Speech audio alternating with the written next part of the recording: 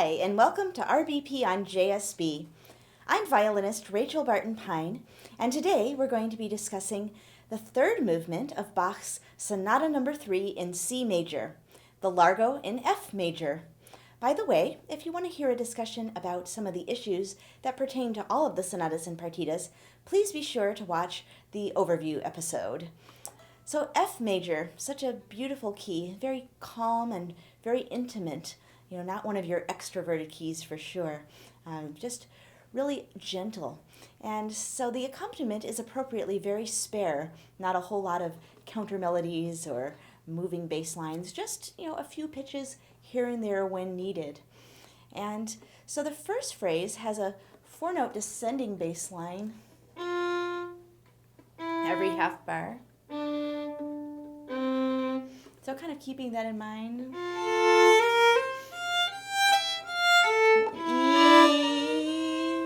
Let's try that again. F. Sometimes it's hard to sing and play. F,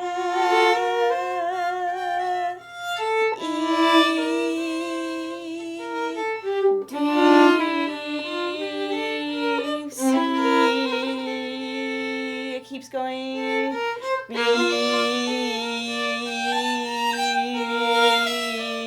A, B, C. You see that? So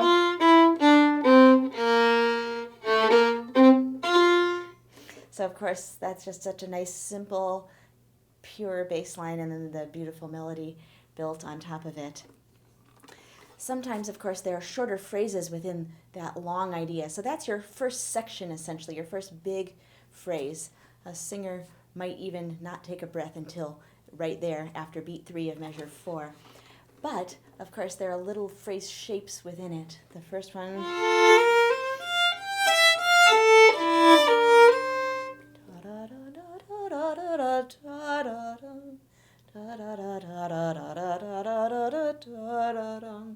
So making sure that your bow distribution works to be able to make those kind of lines within the bigger picture. Then you have kind of the next, I wouldn't call it a section, but the next big phrase. So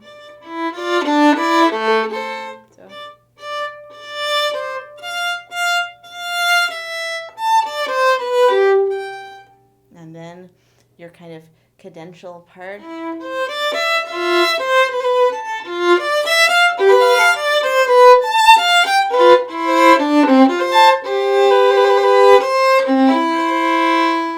Which ends a fifth higher on the key of C. So starting in second beat of measure 6 is actually the parallel, of course, of the second beat of measure 16. Now when it comes to these cadences, the big cadence at measure 8, the second big cadence at measure 18, those are your two cadences in this movement, and make sure that you don't retard on both sides of them. You don't want to retard going into them and then take time coming out of them. That's kind of too much of a good thing. So pretty much pick one or the other.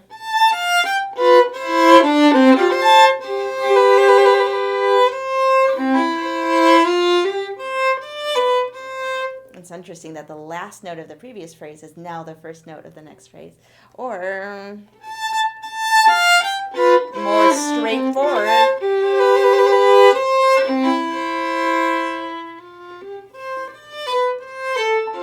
Have a really lingering ending note and then kind of let the next phrase emerge. Either approach could work well, but like I said, don't combine them, one or the other. Same thing, of course, at measure 18. There's a big climax at measure 13. It's not really a cadence, but it's really the biggest moment in the movement. And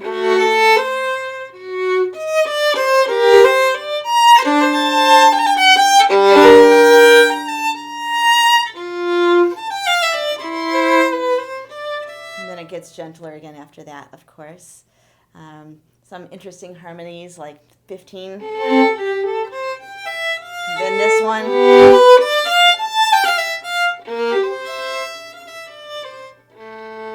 And here you have lots of your lines. So if you think of measure 13 as a G,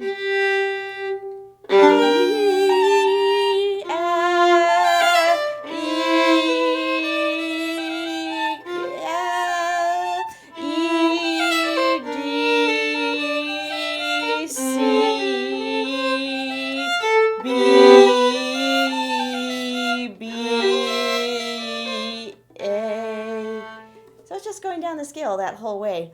Boy, that's hard to do.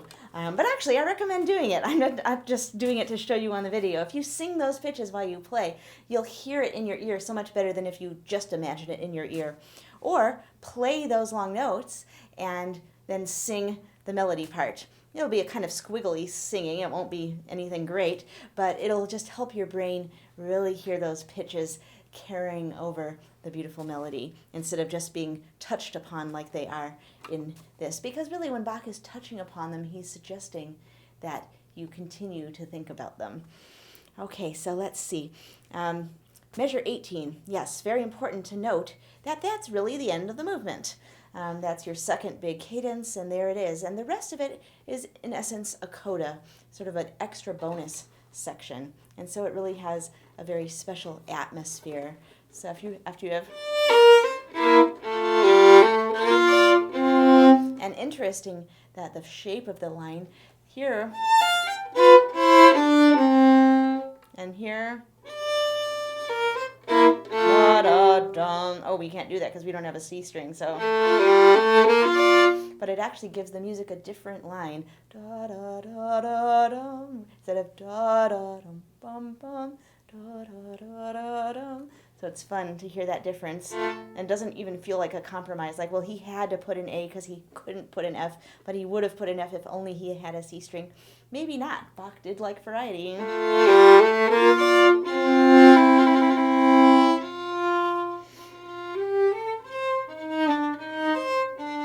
This special new section with, of course, the big surprising chord in measure 21.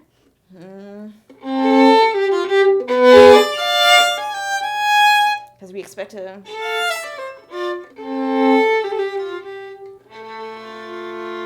But it's not. Like, where did that come from? Which brings us to the issue of bowing. How do we work out our downs and ups and all of that so that we can do some of these nice things that are happening musically? And what about all of those inconsistent slurs? So Bach does put in quite a lot of slurs at the beginning, but then he just kind of leaves off. There are no slurs in this whole section starting at the second beat of measure 6, and yet there are lots of slurs starting in the second beat of measure 16. Does that mean that we should see, oh, here's where he wrote it again, but with slurs, therefore we should superimpose those slurs in the first time he wrote it? Not necessarily. Maybe he wanted it one way one time, one way another time. We already discussed the fact that he has a slightly different set of notes the second time. So maybe he wanted that variety. And here's another argument in favor of doing it separate bows the first time. What key are we in? C major. C major is a way more open key than F major, which is way more delicate. So C major makes sense to kind of be bigger about it.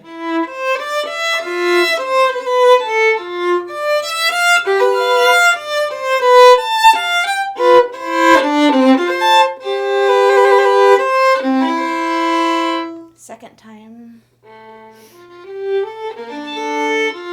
Actually, I should use an open.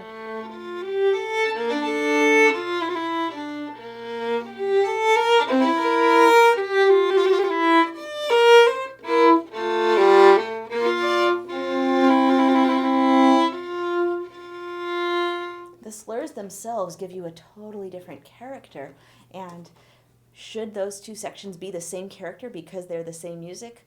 No, I would argue they should be different characters because they're the same music. Because why do things the same way twice? Consistency was considered unimaginative in the Baroque era. It was not seen as a virtue. And of course, they're very different keys.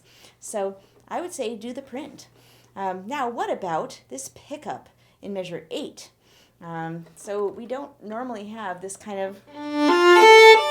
When we have 3-note pickups, end of 1, end of measure 2, don't tend to have them on a slur. But I think he must have meant it. So,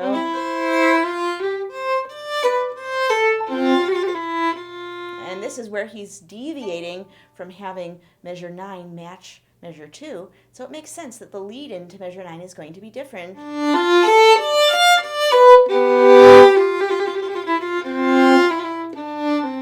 Now, should we put the Nachschlag in measure 9 into the slur with the appoggiatura? Or should we? both ways are fine. Both ways are legitimate. Both can work. I used to slur it in, which is very nice, very simple.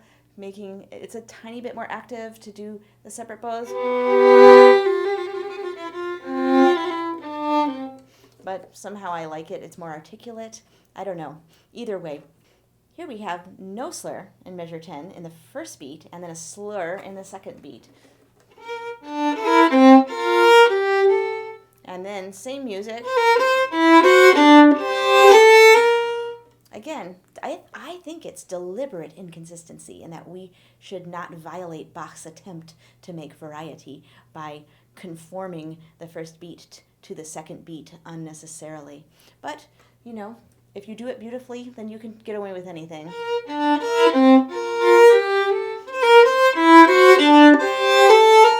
As opposed to...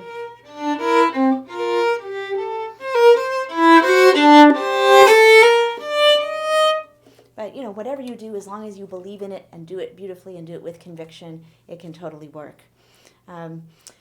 Let's see. Well, we also have these little places where we need to come out down bow.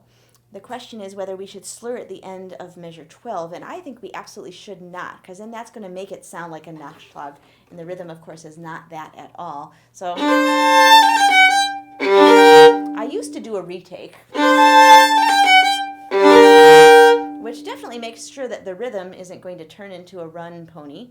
But on the other hand, it delays the downbeat more than I like. So now I do this on an up-bow, and I get into it by way back in, and then I do it as it comes with a down bow here on this pickup, which puts me backwards, gets me to the front, and ready for that. Now this is a one beat slur in the manuscript, but that's kind of, after I've done this big chord, I don't want to do this whole beat on a single bow, and then, so I actually do cheat and split that way. There.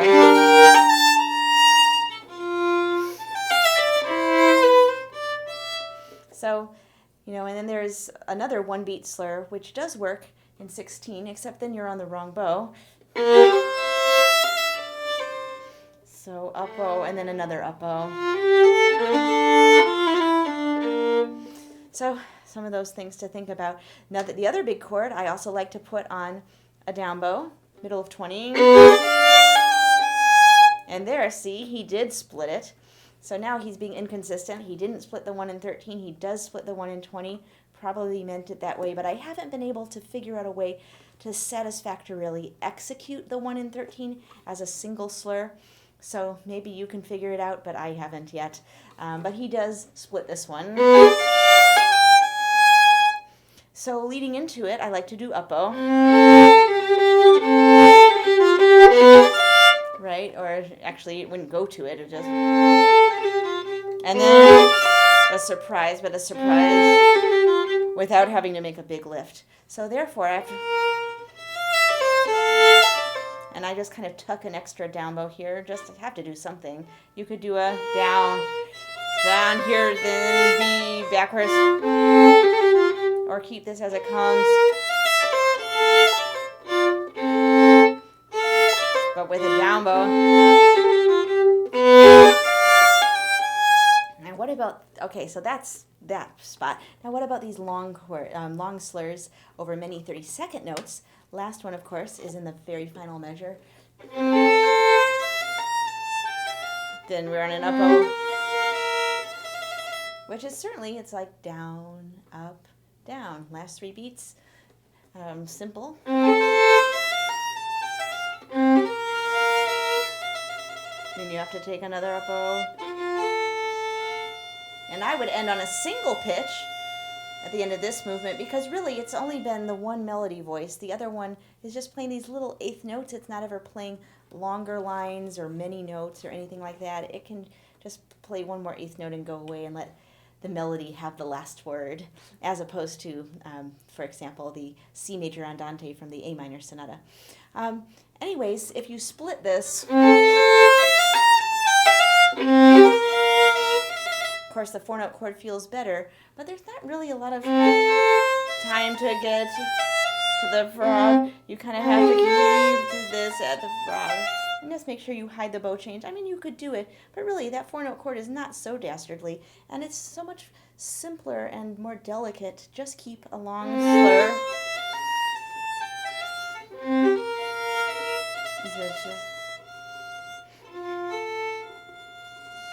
And then maybe keep your 2 on the string so you don't hear that 2 lifting off sound accidentally. Wait till you're done with the movement and then lift your finger off.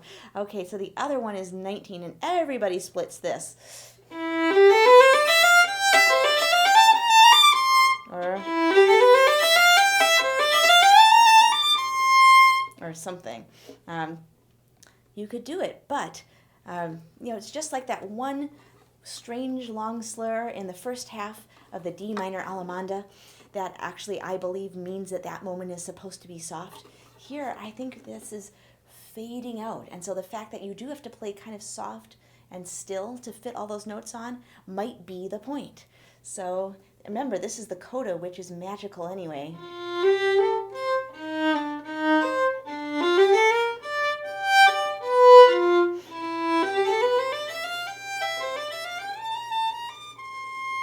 See, totally possible and totally special.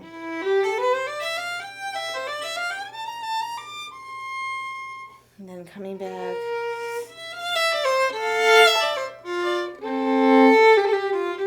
But wait!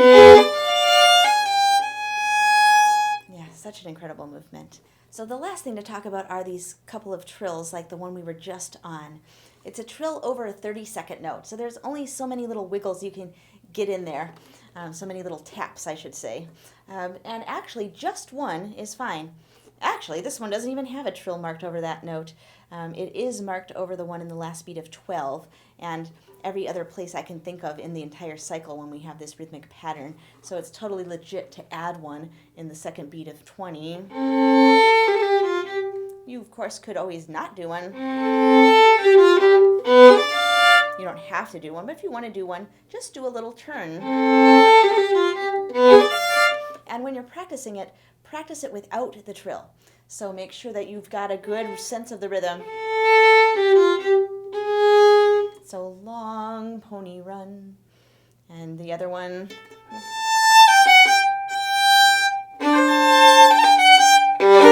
Because if you take too long to fit in a trill, then it turns into a ya-da-da-da or ya-da-da-da, which almost sounds like run, pony, instead of pony, run. So it gets rid of that whole interesting sort of inside-out rhythm that Bach is doing. And after all, he does give you one that's not a pony run. He gives you a normal one in measure 9, so you get to have one normal one and 2 of these inside-out ones. The other place where we have to think about our decisions as regards trills is the trill in measure 6 and then the perhaps missing trill in measure 7, because after all, we do have a trill in measure 16 followed by a trill in measure 17 in the corresponding place. We've already discussed the fact that these two places are not as parallel as one might think. Different bowings, different notes, so maybe different trills. Maybe the first time he only wants one trill. And then no trill. I actually came to that conclusion after I made my recording, darn it. So I do 2 trills on my recording, but shortly thereafter I changed my mind, and who knows, I might change my mind back someday sooner or later. When it definitely is 2 trills, one thing I do is I like to do 2 different trills. Seeing TR doesn't tell you any more information than the fact that you're supposed to do something. But what that something is not conveyed by TR. It's just like, if composers wrote vib when they wanted you to vibrato, you wouldn't know what width, what speed. It could be any number of different types of vibrato, right? And trills also have variety in terms of their speed, meaning how many trills, how trilly of a trill it is. And so here, I like to do a simpler one on the first one, almost like a little turn. The second one more.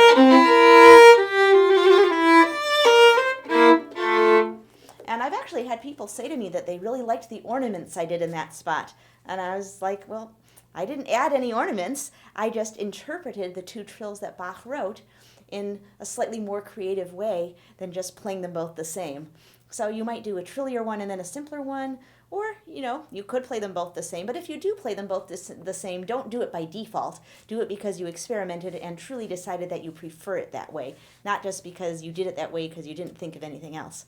All right, well, those are some of my thoughts about the F major Largo from Bach's Sonata No. 3. I'm Rachel Barton Pine, and this is RBP on JSB.